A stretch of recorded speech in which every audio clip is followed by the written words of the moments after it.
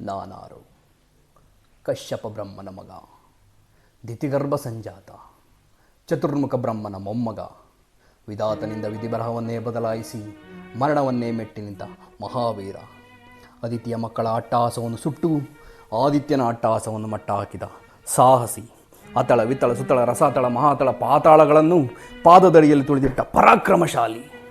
ಅಡಿಯಿಟ್ಟರೆ ಬಿರಿಯುವುದು ಭೂಮಿ, ತಲೆ ಎತ್ತಲು ಬೆಚ್ಚುವುದು ಬಾನು, ಕೈ ಎತ್ತಲು ನಡುಗುವುದು ಸೃಷ್ಟಿ.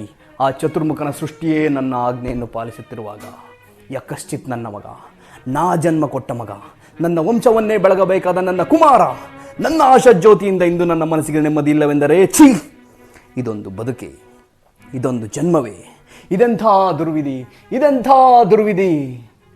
ನಾನೇ ಸರ್ವಶಕ್ತನೆಂದುಕೊಂಡರೆ ಅದಾವ ಶಕ್ತಿ ನನ್ನ ಎದುರಿಗೆ ನಿಂತು ಕಾಡುತ್ತಿದೆ, ಅದಾವ ಶಕ್ತಿ ಪುತ್ರನನ್ನೇ ಶತ್ರುವನ್ನಾಗಿ ಮಾಡಿದೆ, ಅದಾವ ಶಕ್ತಿ ಅವನಿಗೆ ನನ್ನ ಎದುರಿಸುವ ಧೈರ್ಯ ತುಂಬಿದೆ, ಅದಾವ ಶಕ್ತಿ ನನಗೆ ಮುಖಭಂಗ ಮಾಡಿ ತಲೆ ತಗ್ಗಿಸುವಂತೆ ಮಾಡಿದೆ.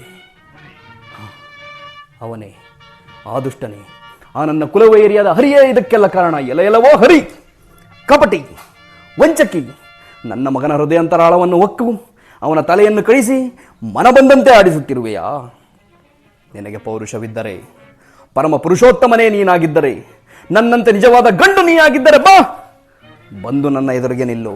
ನಿನ್ನ ಉದರವನ್ನು ಬಗೆದು ನಿನ್ನ ಕರುಳುಗಳನ್ನು ಮಾಲೆ ಹಾಕಿಕೊಳ್ಳದಿದ್ದರೆ ನನ್ನ ಹೆಸರು ಹಿರಣ್ಯಕಶಿಪುವೇ ಅಲ್ಲ, ನನ್ನ ಹೆಸರು ಹಿರಣ್ಯಕಶಿಪುವೇ ಅಲ್ಲ, ನನ್ನ ಹೆಸರು ಹಿರಣ್ಯಕಶಿಪುವೇ ಅಲ್ಲ.